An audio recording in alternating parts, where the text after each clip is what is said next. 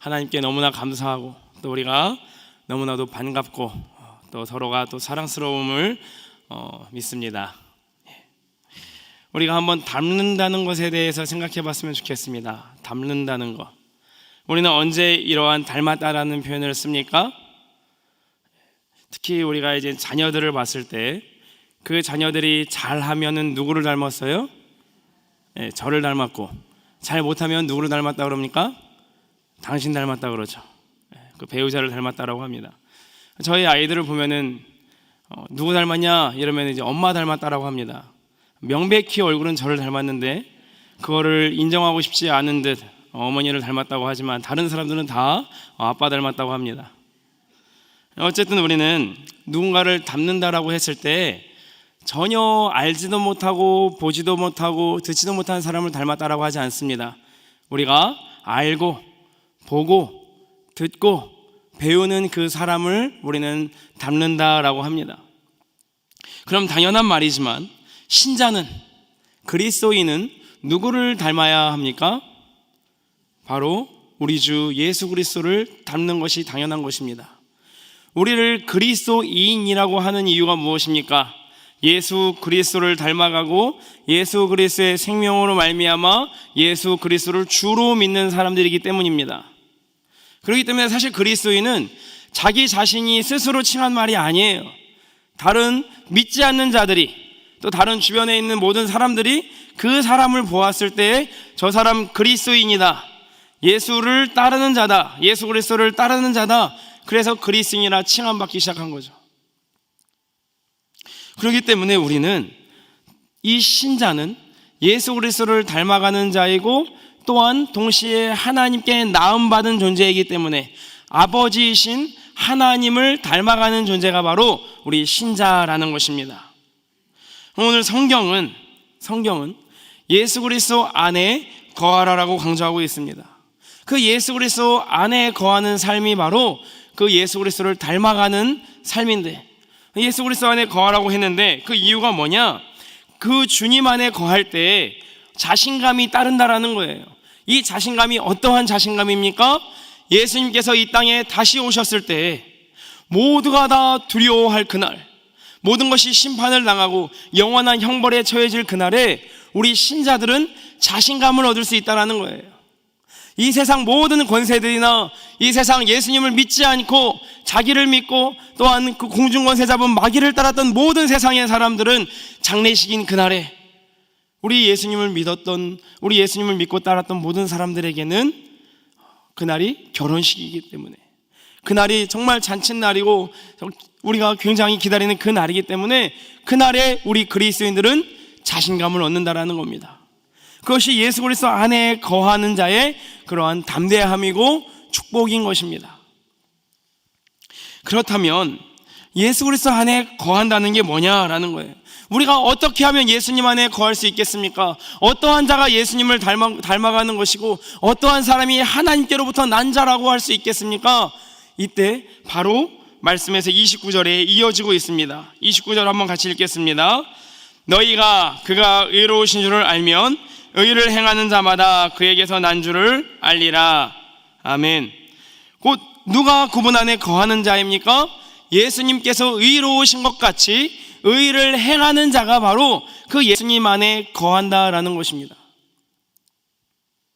이러한 모습을 보고 이 사람이 예수님 안에 거하는 자구나, 이 사람이 예수님을 닮은 정말 그리스도인이구나 라는 그러한 말을 들을 정도로 우리가 분명히 알 것은 뭐냐면, 신자의 구원은, 우리가 믿어서 구원을 받는다고 하는데 우리가 신자의 구원 얻는 이 믿음은 행함과 결코 분리되지가 않는다라는 거예요.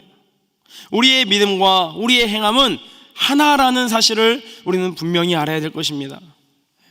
이렇게 예수 그리스도 안에 거하라는 권면에 이어서 무엇이라고 말씀을 하시느냐? 그 의를 행하는 우리는 마땅히 예수 그리스도께서 의를 행하셨기 때문에 우리도 의를 행해야 된다는 것을 말씀하신 이후에 3장 1절에 이렇게 말씀을 하고 계십니다. 보라, 아버지께서 어떠한 사랑을 우리에게 베푸사 하나님의 자녀라 일컬음을 받게 하셨는가? 우리가 그러하도다. 그러므로 세상이 우리를 알지 못함은 그를 알지 못함이라. 아멘. 이 성경을 읽는 신자로 하여금 다시 주목시키십니다. 봐라, 보십시오 여러분. 여러분이 어떠한 사람들입니까? 우리는 하나님께 이러한 사랑을 받은 존재들입니다. 우리가 그러합니다. 지금 이렇게 이 사도 요한, 성령께서는 사도 요한을 감동시키셔서 보십시오, 봐라, 우리가 하나님께 어떠한 사랑을 받은 존재냐, 이렇게 외치고 있는 것입니다. 이렇게 우리가 받은, 이 신자가 받은 영광과 사랑을 다시 회상하게 하는 것입니다. 그러면 왜 이 사도 요한은, 이 성경은 예수 그리스도 안에 거하라라고 명령을 하시고, 그 예수 그리스도께 난자마다, 하나님께로부터 난자마다 의를 행하는 것을 말씀하신 이후에 우리가 하나님으로부터 얼마나 큰 사랑을 받는 존재인지를 왜 강조하시는 걸까요? 지금 이 신자가 살아가는 이 세상이 어떠한 세상이기에, 이 신자가 살아가는 현실이 어떠한 현실이기에 이것을 강조해야만 됐을까요? 계속해서 이 세상은 이 신자들을 핍박하고 욕하고 어리석다라고 조롱하고 비난하고 있었죠. 이 세상이 누구에게 속해 있습니까? 공중권세 잡은 마귀에게 속해 있기 때문에 하나님을 알지도 못하고, 신자가 가지고 있고 신자가 누리고 있는 이 영광과 이 권세 특권을 알지도 못하기 때문에 이 신자들을 괴롭히고 핍박하고, 야, 너 왜 그렇게 사느냐? 지금 우리가 즐길 게 얼마나 많은데, 우리가 이렇게 지금 이 세상에서 그렇게 살면 당신 망한다, 그렇게 살아가는 건 어리석은 거야 하면서 끊임없이 신자들을 유혹하고 신자들을 무시하고 조롱하고 핍박하는 것들이 가득했다라는 겁니다. 그러나 다시 이 하나님의 말씀에서 우리에게 말씀하시는 것은 뭐냐면, 이러한 세상에 대해서 우리는 이상하게 여기거나 부끄러워할 필요가 전혀 없다라는 겁니다. 그 사도 요한 당시에도 십자가에 못 박힌 예수님을 믿는 신자들을 얼마나 어리석게 여겼습니까? 이방인에게는 미련하다라고 여기는 것이고, 또한 그런 유대인들에게는 거리끼는 것인데, 그렇게 역겹고 수치스럽고 거리끼는 그러한 십자가에 매달린 예수님을 메시아라고 믿고 구원주라고 믿고 주인이라고 믿고 따르는 그리스도인들이 얼마나 그들을 한심하게 생각을 했겠습니까? 그러한 가운데, 그러한 풍조와 그러한 분위기 가운데 자신이 가진 믿음을 수치스러워하고 이것을 드러내기를 좀 꺼려하는 그러한 신앙인들이 있었던 것을 알 수 있습니다. 오늘날도 마찬가지죠. 오늘날도 우리가 교회를 다닌다, 예수님을 믿는다, 이것이 지금만큼 마치 어떤 전염병의 근원이냐, 마치 우리가 괜히 죄스럽고 이웃에게 죄를 지었냐 그렇게 여김받는 정말 이 시국 가운데 얼마나 우리가 어렵습니까? 우리의 어떤 신분, 우리가 가지고 있는 이 복음에 대해서 말하기도 너무나 어려운 시국이에요. 그러나 우리가 분명히 알 것은 뭐냐면, 역사를 망라해서 그때나 지금이나 이 복음은 늘 핍박받아 왔고 세상 사람들에게는 어리석다 취급받았다라는 거예요.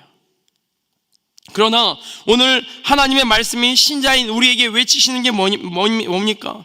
예수 그리스도를 믿는 너희는 이러한 사랑을 받은 존재다. 봐라, 당신들이 얼마나 큰 사랑을 받았고 얼마나 큰 영광을 누리는 존재인지를 당신들은 알아야 됩니다. 우리가 지금 이러한 상황 가운데 있습니다. 이것을 계속해서 깨닫게 하시는 거예요. 우리가 어떤 사랑을 받았습니까? 하나님께서 우리를 사랑하신다는 증거를 누구를 통하여 보여주셨습니까? 우리 구주 예수 그리스도이십니다. 우리가 바이올린으로 이렇게 연주하신 것처럼 참 아름다워라 주님의 세계는, 하나님께서는 이 모든 세상을 아름답게 창조하셨고, 그러나 죄로 말미암아 철저히 부패하고 무능하고 타락하게 된 우리를 위하여서 우리를 그 죄와 비참함의 지위에 내버려 두지 않으시고 하나님의 아들 우리 구주 예수 그리스도를 우리에게 보내주심으로 말미암아 죄와 비참한 처지에 있던 우리를 구원의 자리로, 영원한 생명의 자리로 우리를 불러주셨다라는 거예요. 이러한 사랑을 받은 우리를 하나님께서는 여전히 우리를 사랑하여 주시고 돌보아 주시고 우리에게 소망을 주셨다는 겁니다. 우리 신자가 가진 소망이 무엇입니까? 오늘 본문 우리 3장 2절 다 같이 읽겠습니다. 사랑하는 자들아, 우리가 지금은 하나님의 자녀라. 장래에 어떻게 될지는 아직 나타나지 아니하였으나 그가 나타나시면 우리가 그와 같을 줄을 아는 것은 그의 참모습 그대로 볼 것이기 때문이니. 아멘. 우리가 지금은 하나님의 자녀라. 장래에 어떻게 될지는 아직 나타나지 아니하였으나, 이게 신자가 가진 장래의 소망입니다. 저는 그 벌레를 싫어합니다. 물론 간혹 좋아하시는 분들도 있겠지만 저는 벌레를 너무 싫어해요. 근데 어느 날 제 아내와 저희 아이들이 그 사슴벌레를 키우자고 해서 했고, 이제 애벌레, 그 애벌레가 전 너무나도 징그러운데 우리 가족들은 사랑스럽게 막 쳐다보고 있는 거예요.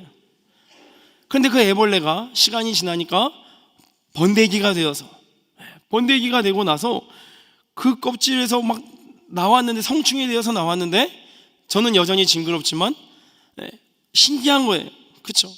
그 애벌레에서 완전히 새롭게 환골탈태라고 하나요? 이걸 약간 변태라고 하는데, 완전히 성충이 되어서 하는 모든 과정들, 이것을 보았을 때 애벌레 때의 그 벌레는 자기가 어떻게 변할지 알지 못했을 겁니다. 그러나 완전히 자신과 그 예전과는 다른 모습으로 변화된 것을 보면서 마치 이것과 완전히 같다고 할 수는 없지만 우리 신자가 가진 소망도 이와 같다라는 거죠.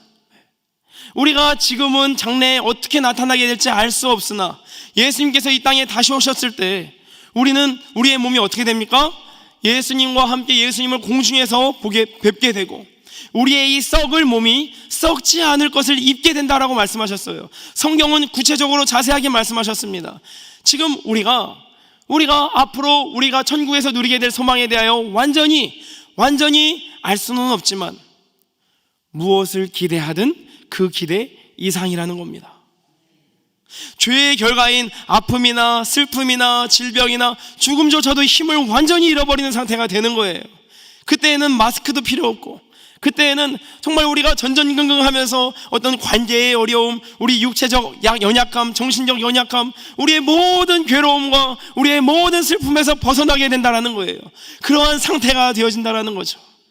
그와 같이 예수님과 같이 되어서 예수님을 날마다 뵙고 우리 하나님과 함께 영원한 영광 가운데 거하는 것이야말로 우리 신자에게 주신 영원한 사랑이요 영원한 영광의 소망인 것을 믿습니다. 그렇기 때문에 이러한 사랑을 받은 존재이고 이러한 소망을 가진 존재는 마땅히 어떻게 살아야 하느냐, 이것을 말씀하고 계시는 거예요. 그것이 3장 3절의 말씀입니다. 주를 향하여 이 소망을 가진 자마다 그의 깨끗하심과 같이 자기를 깨끗하게 하느니라. 성경은 다시 그리스도 안에 거하라, 예수님의 안에 거하라라고 말씀을 하시고, 의를 행하는 자마다 하나님에서 난 자인 줄을 알 것이니라 라고 말씀을 하세요. 그리고 우리가 얼마나 하나님께 큰 사랑과 소망을 가진 존재임을 다시 상기하게 하신 이후에 다시 한번 우리에게 이 거룩의 사명을, 의를 행해야 될 존재임을 다시 나타내고 있습니다. 너무나 감사한 게, 우리가 말씀을 보면 깨달을 수 있는 게 뭐냐면 무조건 착한 일을 해라가 아니에요. 무조건 뭐 율법을 지켜라, 뭘 해라, 그러면 복 받는다, 이런 개념이 아니에요. 하나님께서 우리에게 말씀하여 주시는 것은 뭐냐면 너희가 어떠한 존재인지를 늘 기억해라. 너희가 하나님으로부터 우리 구주 예수 그리스도 안에서 얼마나 큰 사랑을 받은 존재이고 얼마나 영광스러운 존재인지를 안다면 그에 합당하게 살아야 되지 않겠느냐. 이러한 사랑을 받은 존재로서 마땅히 예수님께서 그리하여 주셨던 것처럼 너희도 그 예수님과 함께 예수님과 더불어 의를 행하는 자여야 되지 않겠느냐. 우리 이 구원 얻은 신자의 결과로서의 행함을 말씀하신다라는 거예요. 그게 얼마나 우리한테 감사한지요. 곧 우리 신자가 평생 닮아야 될 분이 누구이십니까? 우리 거룩한 삶의 기준이 되시는 분이 누구이십니까? 우리 구주 예수 그리스도라는 거예요. 내 옆에 사람이 아니에요. 내 어떤 배우자가 아니에요. 이런 분들이 간혹 있죠. 옆에 사람 보면서 나는 저 사람보다 예배 한 번 더 드려. 저 사람은 수요 예배는 안 나오는데 나는 수요 예배까지 드려. 이것으로 뭔가 좋아하고 싶어하는 마음. 그러나 우리의 비교 대상은, 우리의 기준은 옆에 사람의 신앙이 아니라는 거예요. 우리 구주 예수님만이 우리의 신앙의 유일한 기준입니다. 우리는 끊임없이 그분을 바라봐야 되고 끊임없이 그분을 닮아가기에 힘써야 돼요. 물론 우리는 늘 우리의 연약한 죄된 옛사람의 본성이 남아서 계속된 죄의 끌림에 여러 가지 쓰러질 때도 많고 연약할 때도 분명히 있어요. 그러나 우리 하나님께서 우리 마음에 주신 게 뭐냐? 의를 추구하는 마음이에요. 우리 예수 그리스도를 닮아가고자 하는 그러한 마음을 계속해서 우리 신자에게 주신다라는 거예요. 우리는 그 마음을 무시해서는 안 된다라는 거죠. 이 땅에 우리 예수님께서 오신 이유가 무엇입니까? 5절 말씀하신 대로 우리의 죄를 없이 하시려고 오신 분이라는 거예요. 그럼 주인이신 분이, 우리가 주라고 믿고 따르는 분이 의로우신 분이시고 죄를 미워하시고 거룩하시고 깨끗하신 분이신데, 그분을 주님이라고 믿고 따르는 우리가 죄를 기뻐하고 죄의 낙을 사모하고 여전히 자기의 정욕에 이끌려서 살아가는 그런 모습들을 보이는 것은 마땅하지 않다라는 거예요. 신자에게 어울리지 않다라는 거예요. 그러한 사람들은 예수님을 주라고 말을 하지만 실상 거짓말하는 자들이라는 거예요. 그렇기 때문에 사도 요한은 7절에서 미혹에 빠지지 말라고, 그리고 주의하고 또 의를 행하라고 다시 강조를 합니다. 문맥을 통하여 보자면 이 당시 사회는 어떠한 사회였습니까? 한번 사는 인생 즐기며 살아야 된다, 이러한 슬로건과 같이 음란을 추구하고 자기의 정욕대로 살 것을 추구하고 마치 그것이 유행인 양, 마치 그것이 이 세상의 당연한 삶인 양 그렇게 말하고, 그렇게 살지 않는 자들은 어리석다라고 하고 유행이나 시대에 뒤떨어진 양 그렇게 취급하는 그러한 모습을 보이고 있었습니다. 그런데 오늘날 이 시대에도 그와 그렇게 크게 다르지 않은 것 같습니다. 꽤 오래전 기사인데 한때 이슈가 되었던 기사가 있었습니다.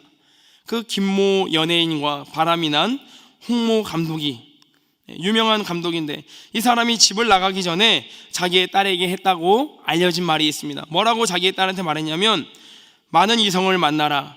세상에서 가장 행복한 것은 지금 사랑하는 사람과 함께 있는 것이다. 이것이 기사화가 되었다라는 거예요.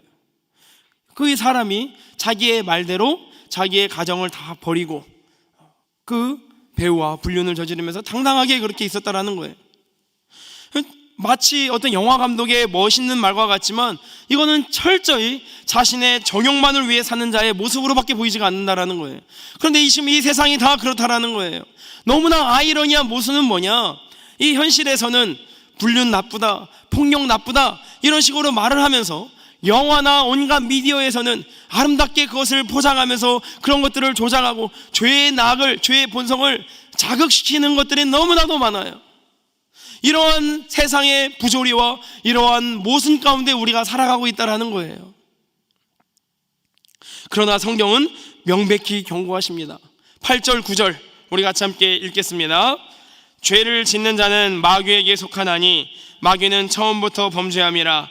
하나님의 아들이 나타나신 것은 마귀의 일을 멸하려 하심이라. 하나님께로부터 난 자마다 죄를 짓지 아니하나니 이는 하나님의 씨가 그의 속에 거함이요 그도 범죄하지 못하는 것은 하나님께로부터 났음이라. 아멘. 하나님께로부터 난 자는 어떠한 자라고 말씀하십니까? 거룩하신 하나님께로부터 난 존재이기 때문에 죄 가운데 거하는 것을 기뻐하지 않고 그것을 즐기며 살아갈 수 없는 존재라는 거예요. 죄와 끊임없이 싸워야 할 존재라는 것이, 이것이 죄를 지을 수 없는 완벽한 상태를 말하는 게 아니에요. 그거는 영화의 상태인데 우리는 아직 그 영화의 단계에 이르지 않았다라는 거예요. 그런데 그럼에도 불구하고 우리는 죄를 끊임없이 미워해야 돼요. 우리 구주 예수 그리스도의 십자가를 날마다 묵상하시면서 정말 내 자신의 연약함을 계속해서 주목하고 하나님의 뜻에 제대로 순종하지 못하는 나 자신에 대해서 슬퍼하면서, 하나님, 주님의 뜻을 따라서 살아가기를 원합니다. 나의 심장으로 살아가지 않게 하시고 예수 그리스도의 심장으로 살아가게 하여 주시고, 나의 눈으로 형제나 자매를 바라보지 않게 하시고 예수 그리스도의 눈으로 바라보게 하여 주시옵소서. 이것이 우리의 최고의 기도 제목이 되어야 되고 최고의 열망이 되어져야 된다는 거예요. 그렇기 때문에 하나님의 자녀로 삼아질 만큼 큰 사랑과 장래의 소망을 가진 신자는 마땅히 의를 행하기를 기뻐하고 자신을 깨끗하고 순결한 삶을 늘 도전하고 연습하며 결단하는 삶을 살라고 우리 하나님께서는 말씀하고 계시는 겁니다. 그러면은 비대면 시대에 우리는 어떻게 의를 행하는 삶을 살 수 있겠습니까? 어렵죠. 지금 우리가 길거리에서 사람만 봐도 반가운 마음부터 들지 않고 어떤 마음부터 들어요? 피해 가야겠다, 뭔가 좀 경계에 마스크 다시 고쳐 쓰고. 물론 여기 앉아 계신 분들 너무나 반가워요. 그런데 우리가 지금 이러한 상황 가운데 있잖아요. 그러한 가운데 우리가 어떻게 복음을 전해야 되고, 어떻게 우리가 그리스도인으로서 의를 나타내야 됩니까? 어떻게 의를 행해야 됩니까? 이러한 고민이 분명히 있으실 겁니다. 제가 계속 드렸던 기도 제목 가운데가 하나가 뭐였냐면, 현재 제가 지금 살고 있는 이 빌라와 제가 살고 있는 이 이웃이 모두가 다 우리 가정으로 말미암아 예수님 믿고 구원받기를 위해서 계속 기도하고 있었어요. 그러다가 8월, 다 아시겠지만 8월 15일 전후로 말미암아 우리 한국교회에 큰 어려움이 닥쳤죠. 다시 이렇게 예배를 드리면서 대면 예배가 회복되듯 싶었으나 그때 이후로 다시 또 비대면으로 다 전환이 되어지고, 또 몇몇 이기적인 어떤 교회들의 모습과 성도들의 모습으로 말미암아 사회가 교회를 지탄하고, 정말 마치 우리 성도들이 전염병 취급을 받으면서 이웃들에게 따가운 시선을 견디고 그렇게 생활을 우리가 해나가고 있습니다. 이러한 모습을 생각을 하면서 너무 속상하고 너무 낙심이 되기 때문에 기도할 때마다 너무 하나님께 이렇게 막 외쳤어요. 하나님, 어떡합니까? 지금 우리가 이러한 전염병 취급을 받고 있고, 우리가 지금 이렇게 세상으로부터 너무나도 비판을 받고 있고 벌레 취급을 받고 있는데, 우리가 어떻게 하나님 주님의 의를 나타내야 되고 빛과 소금의 역할을 감당해야 되겠습니까? 우리 한국교회 하나님 어떻게 해야 됩니까? 이렇게 마치 애통하듯이, 절규하듯이 그렇게 기도를 드렸었습니다. 그런데 기도 가운데 주시는 그런 마음이 뭐였냐면, 더 적극적으로 선을 행하라라고 말씀을 하시는 거예요. 무슨 말이냐면, 지금 이러한 이 세상이 우리 그리스도인들에 대해서 이렇게 본다고 할지라도 우리가 위축될 필요가 전혀 없다라는 거예요. 더욱더 이러할 때일수록 지혜롭게 의를 행하라라는 그러한 마음을 막 주시는 거예요. 그래서 저희가 이제 어떤 마스크라든가 어떤 소독제 같은 어떤 여분이 생길 때마다 비닐로 이렇게 싸가지고 이렇게 막 다 그 이웃 거기에 다 걸어놓고 응원 메시지를 보내면서 그렇게 하고 있었습니다. 그래서 우리 이웃분들 몇몇 분들 중에서도 제가 이제 교회를 다니는 것을 알고 신앙인인 것을 알았을 때 감사 인사도 표현하고, 또 다른 것으로도 이렇게 같이 화답해 주시고, 이런 분들이 많이 있었어요.